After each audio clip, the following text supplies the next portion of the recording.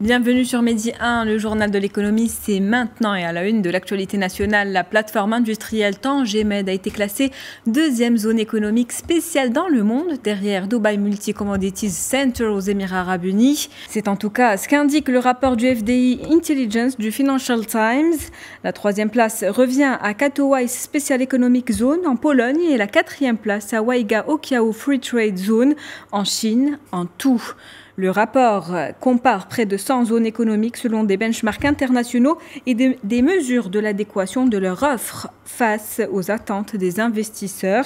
Sachez que c'est la première fois qu'une zone africaine occupe une place aussi élevée dans ce classement mondial, ce qui témoigne de la formidable montée en puissance du réseau des zones d'activité développées par Tangemed.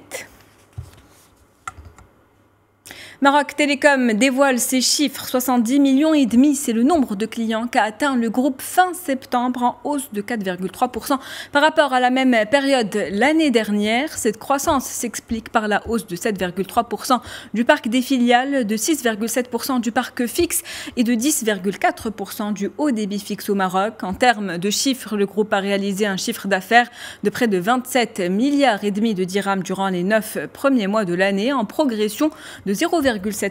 Ce résultat est dû à la bonne résilience des activités à l'international. Le RNPG du groupe, lui, est en baisse de 2,6%.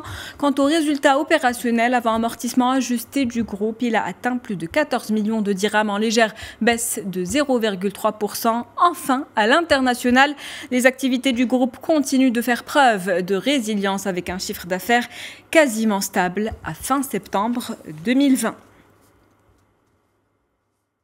Toujours au Maroc, Bank of Africa annonce la mise en place de la plateforme créditbusinessonline.ma. Il s'agit d'une solution de crédit interactive et totalement sécurisée. Son objectif, offrir la meilleure expérience client grâce à la transformation digitale de la banque. Cette nouvelle plateforme permet aux clients de consulter et gérer en temps réel leur crédit en ligne, crédit qu'ils peuvent consulter sur les différents appareils électroniques. Cette solution de crédit est un concept novateur qui vient compléter l'offre de Global Banking Business Online mise en place par Bank of Africa pour permettre aux entreprises d'initier, de valider et de suivre l'essentiel des opérations de cash, de trade et de financement. On s'intéresse à présent à cet accord, un accord signé entre le groupe PSA et Barid El Maghreb pour le développement d'une version adaptée de 225 Citroën Ami.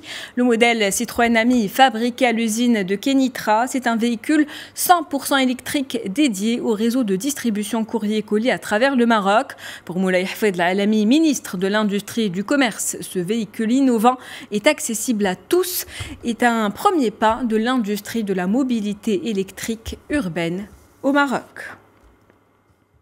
En Tunisie, le projet de loi de finances pour l'année 2021 vise à alléger la charge fiscale sur les opérateurs des réseaux de communication et les fournisseurs des services d'Internet. Des mesures possibles en supprimant la TVA de 7% imposée aux services de la téléphonie fixe et d'Internet.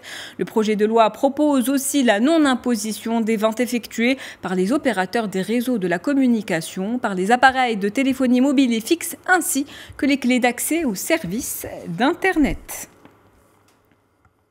On poursuit avec cette annonce. Les pays de la région MENA doivent accélérer les réformes, notamment la diversification de leurs économies face à la chute des prix du pétrole et la crise engendrée par la Covid-19. C'est ce qu'a affirmé le Fonds monétaire international qui prévoit une contraction de 5% des économies de la région cette année. Selon l'institution, cette contraction de 5% du PIB pourrait entraîner une hausse du chômage de 5%. Des projections qui rappellent les chiffres annoncés par la Banque mondiale, ceux qui concerne le chômage des jeunes ayant atteint actuellement 26,6%. Il est crucial que le plan de relance européen soit un succès, c'est ce qu'a déclaré ce lundi Christine Lagarde. S'il n'est pas ciblé, s'il se perd dans des dédales administratives et n'irrigue pas l'économie réelle pour orienter nos pays vers le numérique et le vert, nous aurons raté une occasion historique de changer la donne, affirme la présidente de la Banque centrale européenne. On termine avec ce chiffre, 20 milliards d'euros, c'est le budget débloqué par la France pour renforcer les fonds propres des entreprises. L'annonce a été faite par Bruno Le Maire, ministre de l'économie. Ces 20 milliards seront déployés à travers des prêts participatifs distribués par les banques auxquelles l'État va apporter sa garantie. Selon la feuille de route présentée lundi, ces prêts participatifs devront être disponibles dès le premier trimestre 2021. Le ministre ajoute que cette initiative devrait permettre d'aider les entreprises à passer le cap de la crise. C'est la fin de votre journal de l'économie. Merci de l'avoir suivi. Restez avec nous, l'information se poursuit sur notre antenne.